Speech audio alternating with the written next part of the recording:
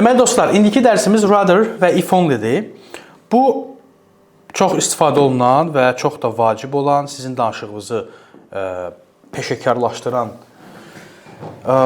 bir strukturdur. Mən bunu sizə izah eləyəcəm. Deməli, gəlin birinci başlayaq if only'dən. Yadınızdadırsa biz I wish deyə bir ifadə keçmişdik. Deyirdik ki, I wish keçmiş sadə zaman desək, indiki kaşki demiş olacağıq və I wish past perfect desək, onda isə keçmişdəki vaxt üçün kaşki demiş olacağıq. Əgər xatırlamırsınızsa, qayıdıb əvvəlki videoya baxa bilərsiniz. Bir də var, gələcək üçün istifadə eləmiş olaq.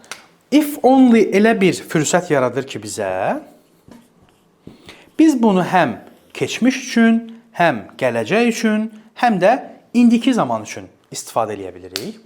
Deməli, belə ki, I wish-dəki kimi if only-də də past perfect istifadə eləyib keçmişlə bağlı arzularımızı bildirmiş olacağıq. Məsələn, deyirik ki, gəlin elə buradakı misala baxaq. If only I had studied harder. Yəni, əgər yaxşı oxumuş olsaydım, kaş ki yaxşı oxumuş olsaydım, kaş ki belə deyil, belə olmuş olsaydı və cümlənin arxasını gətirirsiniz ki, daha yaxşı olardı təhsilim, daha maraqlı həyata sahib olardım və s. kimi. Past perfect, I wish-də necə idisə, burada da past perfect istifadə edib, keçmişlə bağlı istəyimizi, arzumuzu, o regret, peşmançılığımızı bildirəcəyik. Əgər if only-dən sonra keçmiş sadə zaman istifadə ediriksə, yəni past simple istifadə ediriksə, bunda artıq indiki zamanla bağlı regretlərimizi, yəni arzularımızı, istəklərimizi, peşmançılığımızı bildirəcəyik. Məsəl üçün, bununla bağlı buradakı cavab nədir? Cümlə nədir? If only I knew the answer. Yəni, kaş cavabı biləydim.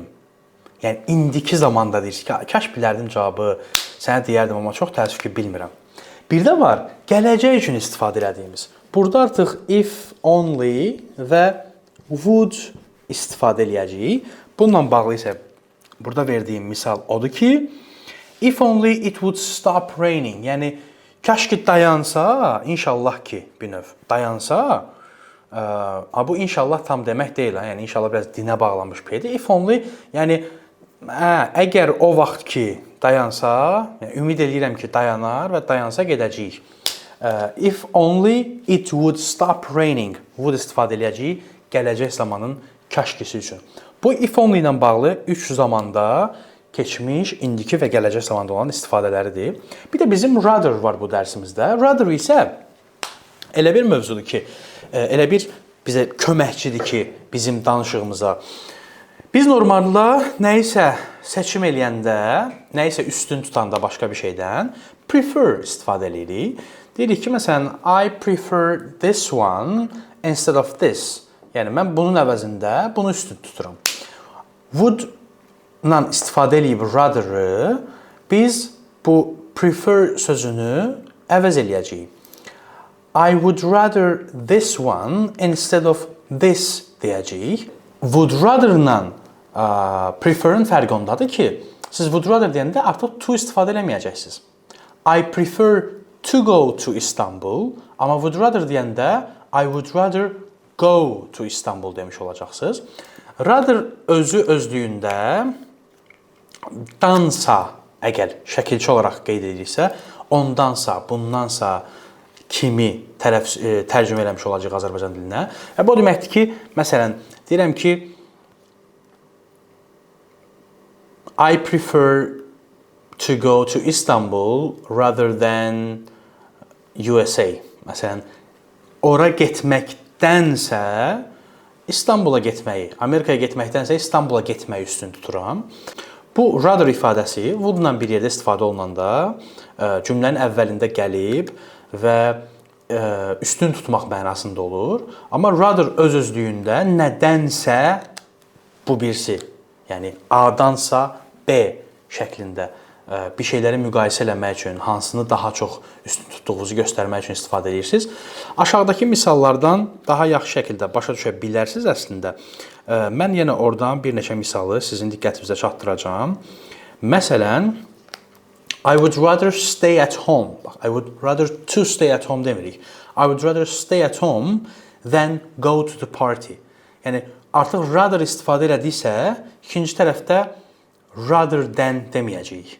Birbaşa than go to the party deyəcəyik və yaxud da he would rather read a book than watch TV. But then yenə to watch deməyəcəyik, watching deməyəcəyik. Than watch TV deyəcəyik. Və yaxud da əgər inkarda istifadə edirsə, I would rather not deyəcəyik inkar eləmək üçün. Yəni rather'dan sonra birbaşa not istifadə eləmiş olacağıq. Rather than üçün də burada bəzi misallar vermişəm. We stay at home rather than go out. Ya da ki, rather than go out, we stay at home şəklində istifadə edə bilərsiniz. Bu qədər. Aşağıdakı misallara baxıb, cümlələri praktik elədikcə daha yaxşı şəkildə belə deyək, oturuşmuş olacaq, daha yaxşı başa düşmüş olacaqsınız. Ümid edirəm ki, faydalı oldu. Ümid edirəm ki, yaxşı şəkildə çalışıb imtahanı yaxşı şəkildə keçə biləcəksiniz. Növbəti mövzumuz artıq zamanlarla bağlıdır. Yəni bizim yazıdasa son 2 zamanımız qalmışdı. Biz indi həmin o zamanları da ard-arda keçəcəyik və ingilis dilinin demək olar ki, bütün zamanlarını artıq bitirmiş olacağıq. Və əgər biz would-u da hardasa başa düşmüşüksə, bu da bir növ artıq zamanı ifadə edə bilər. Növ keçmişə nəzərən gələcək zaman kimi başa düşə bilərsiniz bunu. Çünki biz bunu if-lərdə burada qeyd eləməmişik, amma if-lərdə danışmış olduq, I wish-də danışmış olduq, if only-də danışmış olduq. Artıq would-un sizin üçün belə bir deyək də bir mənası var. Hansı ki biz A1 səviyyəsində I would like ifadəsini keçirdik əvvəllər və ümumiyyətlə would-un nə olduğunu başa düşmürdük. Artıq B2 səviyyəsindəsiz və B2 səviyyəsinin də sonlarına yaxınlaşırıq. Həqiqətən inana bilmirəm. Və növbəti mövzumuz zamanlarla bağlı qeyd etdiyim kimi həyəcanlıyam. Həmin mövzuda sizi gözləyirəm. Özünüzə yaxşı baxın.